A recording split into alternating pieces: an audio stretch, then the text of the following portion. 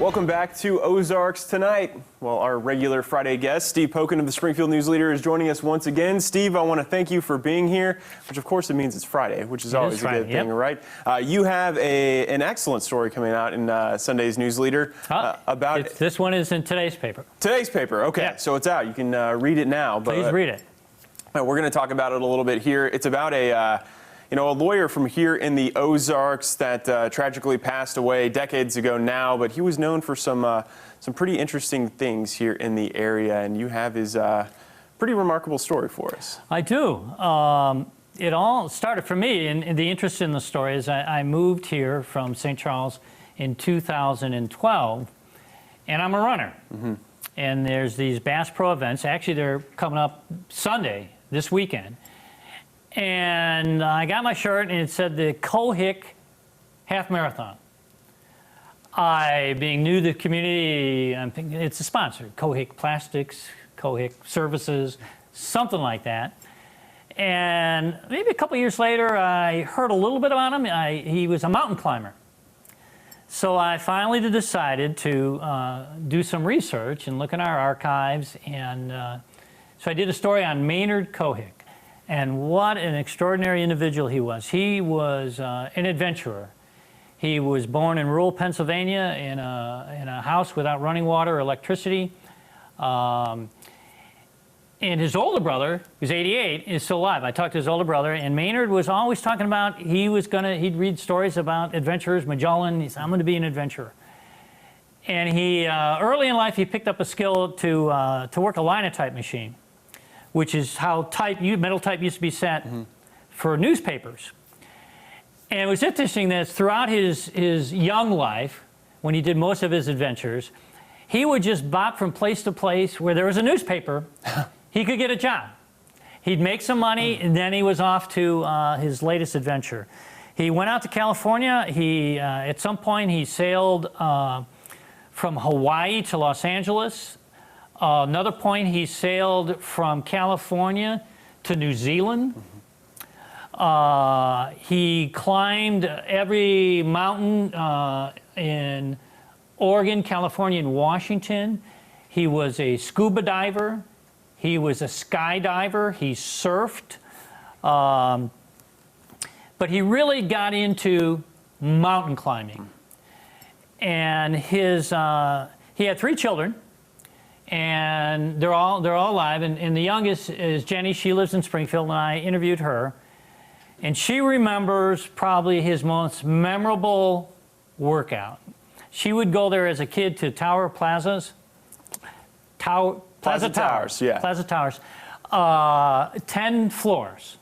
His law office, he had one in Springfield, and he also was the city attorney in Republic where he lived. But his law office in Springfield was near the towers. He would take his backpack, put 125 pounds in it, and he built up to the point where he could go up and down those steps 10 times. Jenny was telling me that she and her sister and her brother would race him up the stairs. But of course, they would take the elevator, and they would be waiting for him when he got there. Which is crazy. Anyone that drives down Glenstone can see how tall the Plaza Towers are. Can't be fun to climb up that with 125 pounds on your back. And in one story, we wrote about Maynard quite a bit in the 1970s. He died in 1979.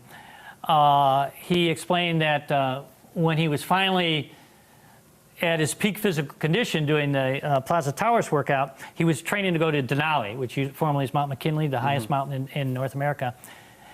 A mountain climber instructor came to see him work out, and he put the backpack on and carried him up the flight of stairs, too. And Maynard was not a big guy. He was about 5'7" and a half, about 150 pounds. But he ran to be fit. Every once in a while, he'd run the 15 miles from Republic to his law office. He lifted weights because he knew the rigors of mountain climbing. He married in, I think, 1964. He and Jeannie. They lived in Republic. And she always, she knew his adventurous spirit, and she knew the dangers of his mountain climbing, but she never told him no. he had told her that if you want me to stop, I will, but she had said it'd be like cutting his breath off. She could not stop him from doing what he loved. And he was meticulous in his training. He was meticulous in his gear. His daughter remembers, like on cold winter days in the Republic when she's like 8 or 9 years old, every night he'd get new boots or he'd get a new tent or he'd go out sleep in the backyard to test it out, to see how cold it was. A retired lawyer by the name of Bill Hart told me that somehow Maynard had convinced him to go on to summit a 14,500-foot mountain in Colorado while he was getting ready to do Mount McKinley. He says, so Mr. Hart says they got to the trailhead at 1 o'clock in the morning. It was 20 below. They hiked for hours. They set up the tent. They huddled in. And Maynard opens up the tent and he throws his sleeping bag out. And Bill said, what are you doing? He says, I want to see how cold it gets out there. So he wanted to test out. And he spent the whole night out there. So when it came to training in preparation for this, he was a madman. I mean, he knew what he was doing. He knew how to prepare. And he did summit Mount McKinley, known as Denali by the Native American people. And then he went to the Himalayas. He summited a mountain there, and he went to Russia with a team from throughout the nation.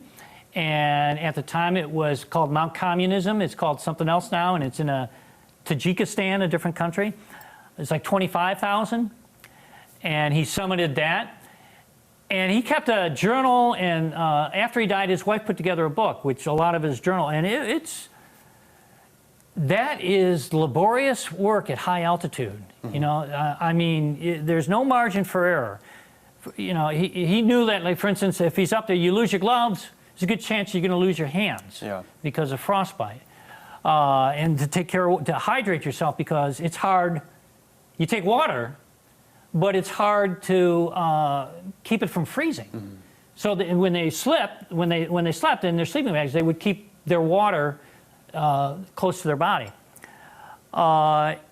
And he died in 1979, and he was in the Himalayas in Nepal with 2 other climbers in an avalanche. And his body is still remains there. So that's the Maynard Quahog that is behind the Quahog Half Marathon that I will, and many others, will once again run this Sunday. He seems like a larger-than-life figure in a lot of ways, and the full story is in the Springfield News Leader now. So, folks at home, if you want to read more about Maynard Quahog, you can go check it out. Steve, I want to thank you for coming in on Friday, as always. Oh, well, thank you. I'm glad to tell this story. Absolutely. We'll be back with more Ozarks Tonight right after this.